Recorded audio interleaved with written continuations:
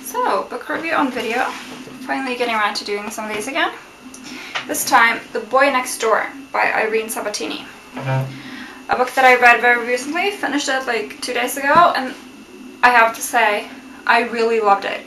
Thought it was fantastic. I got it from the library just because I read about it in a newspaper review here in Norway. It's also been translated, although I read the English version.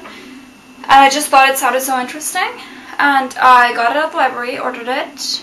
It arrived, I picked it up, read it, and I'm very glad I did. This is a debut novel. I almost wouldn't have believed that if I hadn't known it, because I think she writes with a lot of self-assurance. And I would actually have expected this from a, let's say, more mature and more experienced author. It's basically the story of a couple, a woman and a man. They meet when they're teenagers, they live next door to each other, and something very dramatic happens. The boy next door, is sent to prison for killing his stepmother, who dies in a fire. And of course people think he must be a horrible boy. Oh my god, how could he do this? And he's sent away to jail, but a few years later he comes back and has been acquitted. And the main character, the narrator, Linda, the young girl who lives next door to this boy, she is quite intrigued by him. She feels drawn to him. And sort of pushes this thing that he's supposed to have done to the back of her mind. And their lives sort of weave in and out of each other, and eventually they do end up together. That's not that late in the book, I can tell you that. They do end up together, and they have quite a few dramatic events in their lives, and that's of course woven into the history of their country, because this takes place in Zimbabwe in, from like early 80s and up until the present day. And the author manages very, very skillfully to weave those great political events into the lives of these characters without it ever seeming sort of tacked on the way it can do sometimes. Like, the author is using, I don't want to say exploiting, but using dramatic historical events in order to inject some drama into their own creation. But in this case, it's just, those events are just there in the background and the characters have to adjust to it, but it's their own personal drama that's in the forefront. And I just think I was really, really impressed with the way that the author managed to weave real life into her fictional story.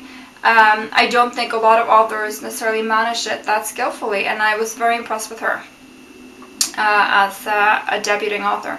And this story, it's sort of a painful love story between Linda, the girl, and Ian, the boy next door. And it says here from a review that it offers a rare and often painfully honest glimpse into life in post-independence Zimbabwe. And I so agree. It was fascinating for me to read, just get sort of, as he says, a glimpse, sort of take a peek through the window of another world and see into a place that is very alien to me. And just see it through the eyes of a person who actually isn't thinking of it as history or, you know, important events. It's just her life, and she has to live it and get along.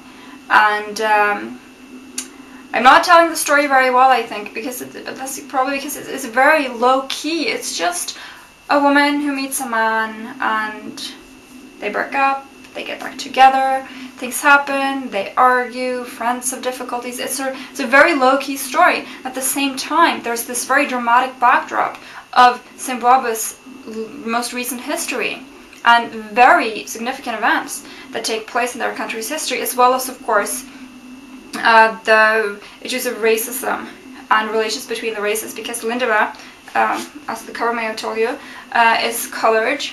Her father is half white, half black. Her mother is completely black, if I may use that expression, whereas Ian, the boy next door, is completely white. So they're a bit of a strange mix, and of course this is sometimes frowned upon. And there are Europeans in the country that they involve themselves with, and just sort of drama, but the drama could have taken place more or less anywhere. I mean, any woman will argue with her husband, he'll drink too much, she'll nag too much, they'll disagree about child rearing, things like this. That's always going to happen, and it isn't necessarily that interesting to read about it in a novel. But because she weaves those events, those everyday events, into the real life events of, as I said, the recent history of the Republic of Zimbabwe, she manages to pull it up to a whole other level of drama, yet without it ever seeming tacked on or as if she's using it just for that added drama effect. And I just have to say, this is, for a debut novel, this is really impressive. And for a novel from Africa, it's so well worth reading. And just as a story in itself, it's also worth reading because it's beautifully written, very simple language, a lot of things that go unsaid, but that you still get from reading between the lines, you still understand it. And it's a wonderful read that I really recommend.